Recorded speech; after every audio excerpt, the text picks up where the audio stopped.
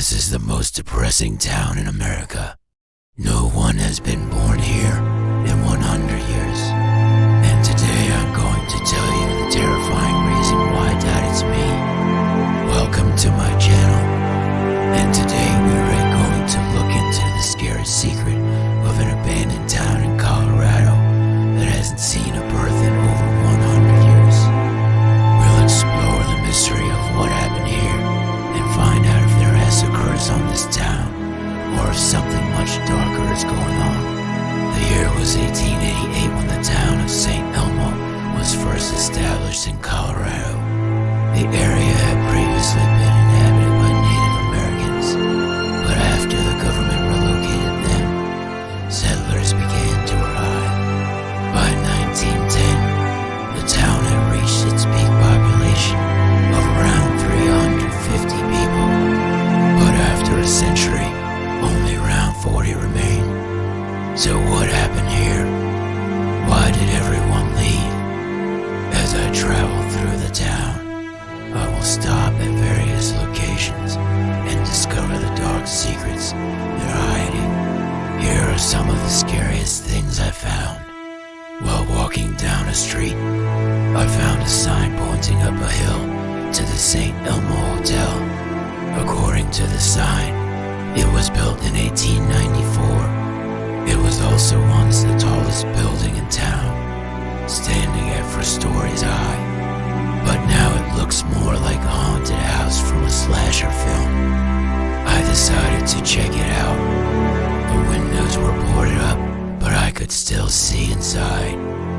There were rooms filled with old furniture and what appeared to be years of dust covering everything. It felt wrong to be in there, like I wasn't supposed to see this place, like it was meant to stay hidden. I could have sworn I heard footsteps behind me, but when I turned around, there was no one there. I looked through another window and saw a dusty piano in the corner. I couldn't help but wonder if anyone had played it in all these years. Was the last person to play this piano a ghost? I continued exploring, searching for answers, but all I found were more creepy rooms and unsettling feelings. That's when I realized that this place wasn't just abandoned, it was frozen in time. It was as if the residents had packed up and left in a hurry, leaving their lives behind. There were other buildings in town that were the same way. There was the jail, which looked like something from a Western film. It made me wonder if maybe there had been a shootout here, maybe a robbery gone wrong. But that was just a guess. The truth was much more sinister. As I walked further down the street, I came across a wooden building with peeling paint and faded signs that read Market. The door creaked open on its own, revealing a dark and narrow hallway. Curiosity got the better of me, so I stepped inside. What hit me first, a strange combination of decay and dust. Then I saw them, rows upon rows of empty meat hooks hanging from the ceiling like a macabre chandelier. What kind of place was this? What had happened here? Then I saw a rusted metal cabinet with a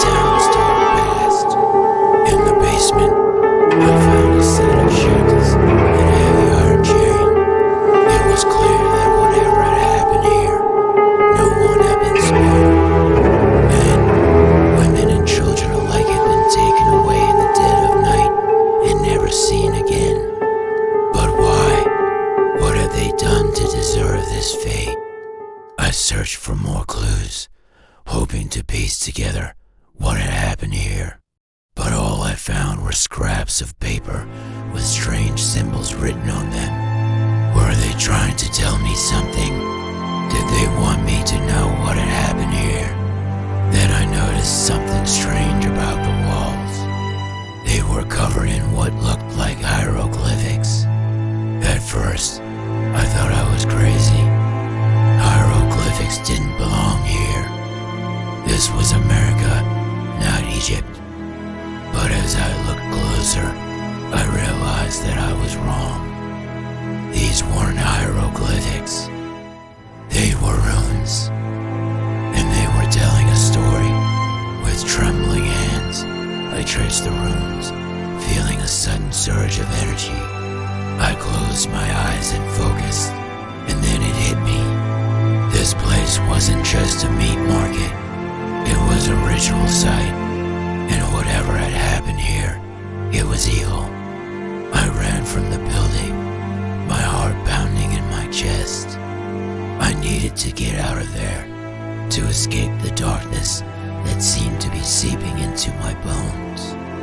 As I stumbled through the trees, I felt a presence behind me, something dark and malevolent. I could feel its eyes boring into my back, its breath hot on my neck.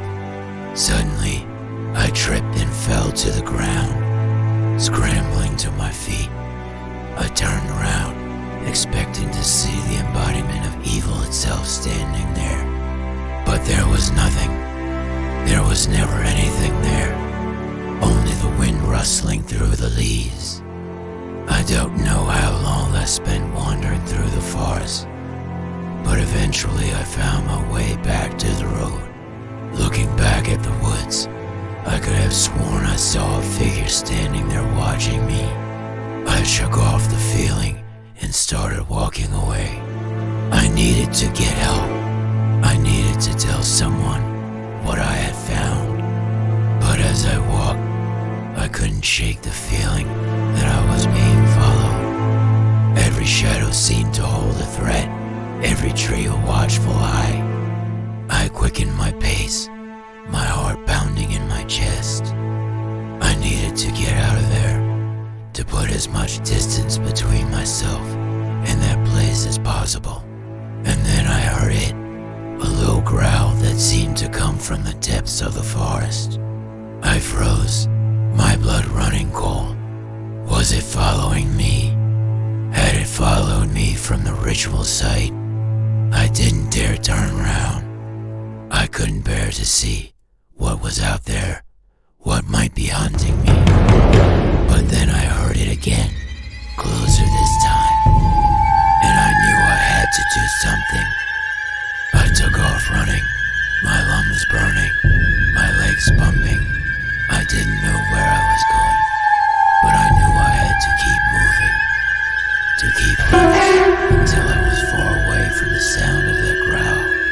And then I saw it, a light in the distance, surged through me.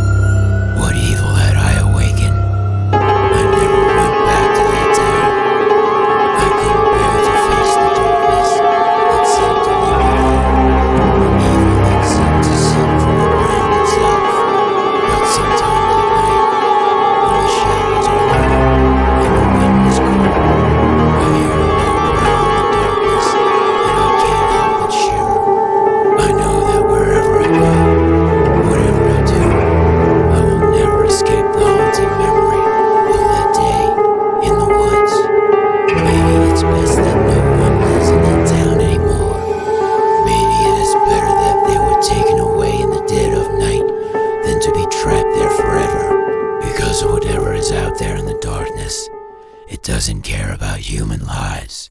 It doesn't care about our fears. It only cares about one thing: hunting us down and claiming us as its own. Do you know any scary stories? Share them in the comments below. I'll see you next time on my channel.